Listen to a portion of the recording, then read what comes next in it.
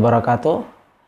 Para sahabat PLN dan Bakapos dimanapun Anda berada, alhamdulillah kita bertemu lagi dalam acara Cahaya Ramadan, yaitu sebuah kajian singkat 7 menit menjelang berbuka puasa. Pada kesempatan hari ini kita kembali membahas terkait dengan bulan Ramadan. Bulan Ramadan diantaranya kita walaupun bulan Ramadan hendaklah tetap bersemangat. Tetap bersemangat dan jangan lemes, apalagi dalam melakukan kebaikan.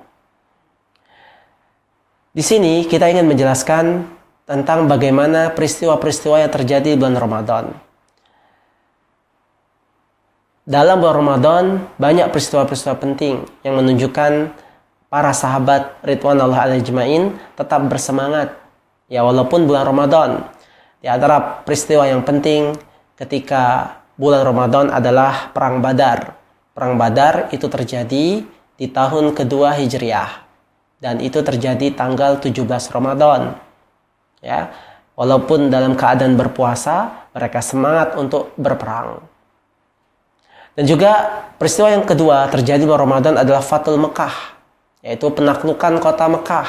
Itu pun terjadi di bulan Ramadan. Dan kita masih ingat bagaimana para pejuang kemerdekaan Indonesia, mereka berjuang untuk memproklamasikan kemerdekaan juga di bulan Ramadan. Terinspirasi dari semangatnya Rasulullah SAW dan para sahabat untuk memperoleh kemenangan Fathul Mekah di bulan Ramadan. Maka para pejuang kita dahulu kala, mereka menjadikan bulan Ramadan sebagai waktu yang tepat untuk memproklamasikan kemerdekaan. Maka bulan Ramadan bukanlah bulan yang membuat kita lemas-lemas. Justru bulan Ramadan adalah bulan yang menginspirasi kita untuk tetap bersemangat bagaimanapun keadaannya. Para sahabat PLN dan Bakapos, sekarang kita ingin bahas tentang masalah sebuah perang. Kejadian yang besar di bulan Ramadan adalah perang Ghazwatul Badar, perang Badar. Bagaimana kronologinya terjadinya perang Badar? Perang Badar yang terjadi di bulan Ramadan ini terjadi dengan sebab perlakuan orang musyrikin Quraisy kepada kaum muslimin yang mereka menindas kaum muslimin di kota Mekah. Mereka merebut hartanya, membunuh sebagian kaum muslimin, menyiksanya, kemudian mereka mengintimidasinya, bahkan puncaknya mereka ingin membunuh Rasulullah SAW, sehingga Rasulullah SAW dan para sahabat pun terusir dari kota Mekah dan hijrah ke kota Madinah. Dan ini adalah rencana Allah Subhanahu Wa Taala. Allah Subhanahu Wa Taala jadikan penolongnya dari kaum Ansar yang berada di kota Madinah untuk menolong kaum muslimin yang tertindas di kota Mekah.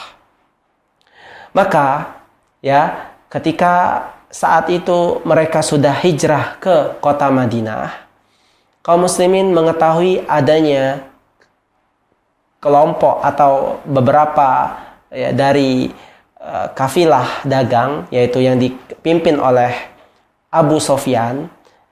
Mereka sedang melakukan perjalanan menuju ke negeri Syam untuk berdagang.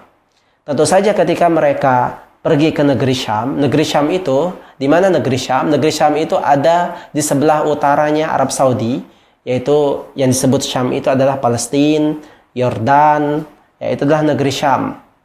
Mereka hendak pergi ke negeri Syam untuk berdagang. Dan perjalanan mereka ini diketahui oleh kaum muslimin. Mereka membawa perdagangan yang sangat banyak. Ketika mereka mau pulang ke kota Mekah, dan tidak mau mereka harus melewati kota Madinah. Maka kaum muslimin diperintahkan oleh Rasulullah SAW untuk mengambil dagangan mereka, mengambil perbekalan mereka, karena itu adalah haknya kaum muslimin. Karena harta-harta mereka di kota Mekah mereka ambil, mereka rebut. Maka Rasulullah SAW berencana dengan pasukan kaum muslimin ingin merebut kembali harta-harta mereka yang ada bersama Abu Sofyan dan pasukan-pasukannya dan kelompok-kelompok anggotanya yang sedang melakukan perdagangan atau kembali dari negeri Syam.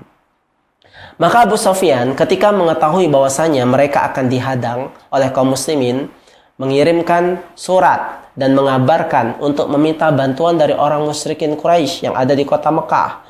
Maka orang musyrikin Quraisy pun dengan semangat baja, ini adalah kesempatan kata mereka untuk menghanguskan kaum muslimin yang ada di kota Madinah. Mereka mengirim pasukan yang sangat banyak, berjumlah 1.000 orang. Ya, 1.000 orang kurang lebih mereka utus. Di antaranya yang berangkat adalah Abu Jahal, gembongnya musyrikin Quraisy. Yang mereka pergi ke sana, pergi ke kota Madinah, ya, dan mereka bertemu di tempat yang bernama Badar antara Mekah dan Madinah.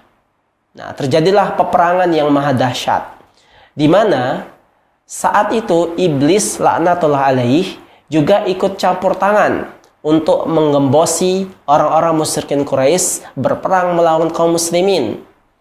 Saat itu iblis menyamar menjadi Waraqah bin Naufal dan mengatakan, kami siap membantu kamu ya dengan berbagai macam pasukan saya untuk memerangi kaum muslimin. Maka bertambah percaya diri orang-orang musyrikin Quraisy untuk mengalahkan mereka, sehingga mereka berpesta pora, minum khamr, bernyanyi dan berjoget dengan para biduan karena menganggap bakalan menang. Ya, dan iblis pun yang menyamar berupa Waraqah bin Naufal pun mengatakan yang sama, kami akan mendukung kamu, menyemangati kalian dan kalian tidak akan pernah terkalahkan. Maka semangat mereka pun membabi, bahasa kita itu menggebu-gebu, ya, menggebu-gebu untuk mengenyahkan kaum muslimin. Sedangkan kaum muslimin pasukannya hanya berjumlah 300 orang. Ya, mereka datang dengan kekuatan iman, dengan perbekalan senjata yang sangat minim, ya, hanya modal keyakinan dan doa kepada Allah Subhanahu wa taala untuk mengalahkan musuh dari kalangan orang-orang musyrikin Quraisy. Ya, maka ketika pasukan sudah berhadap-hadapan di daerah yang bernama Badar, Rasulullah SAW berdoa kepada Allah Subhanahu wa taala sampai beliau mengangkat tangan dengan sangat tinggi-tingginya. Beliau sangat berharap agar bisa mengalahkan orang-orang musyrikin Quraisy. Maka Rasulullah SAW berdoa sampai selendangnya jatuh. Bersungguh-sungguh, ya Allah, kata beliau, kalau seandainya kami kalah pada peperangan ini, maka kamu tidak akan pernah disembah lagi sesudah ini. Kata Rasulullah SAW dengan doa cucuran air mata agar bisa mengalahkan orang-orang musyrikin Quraisy. Karena memang mustahil bisa memenangkan dengan jumlah 300 melawan 1.000 dengan persenjataan yang sangat minim, ya, dengan perbekalan sangat minim. Maka Allah Subhanahu wa taala menolong kaum muslimin dengan mengutus ribuan malaikat, di antaranya Jibril alaihissalam dan pasukannya untuk mengalahkan musuh. Maka dikirimlah berbondong-bondong malaikat dari atas langit turun untuk memerangi orang-orang musyrikin Quraisy. Maka kisah ini sangat mengharukan ketika Waraqah bin Naufal, iblis yang menyamar menjadi Waraqah bin Naufal, melihat ada pasukan yang datang secara tiba-tiba yang dia bisa melihat. Iblis bisa melihat malaikat di mana orang-orang tidak bisa melihatnya. Maka iblis yang merupa Waraqah bin Naufal tiba-tiba mengambil jalan mundur. Kemudian kata mereka, mau kemana kamu wahai Waraqah? Kata dia, sesungguhnya aku berlepas diri dari kalian. Sesungguhnya aku melihat apa yang kalian tidak lihat. Tiba-tiba Waraqah bin Naufal berlari, iblis berlari, kemudian masuk ke dalam lautan. Maka kejadian itu membuat pasukan musyrikin Quraisy kalah telak. Pasukan mereka habis diterjang oleh kaum muslimin. Dan tidak itu saja, para malaikat pun ikut membantu. Sehingga dikatakan, kata Ibnu Abbas, pada saat itu aku melihat ada orang tangannya putus sendiri, kepalanya terpenggal sendiri tanpa sebab. Ternyata itu adalah pasukan yang dikirim oleh Allah Subhanahu wa taala untuk memerangi orang-orang musyrikin Quraisy sehingga mereka kalah dalam perang Badar.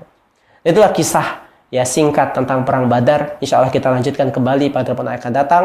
Wassalamualaikum warahmatullahi wabarakatuh.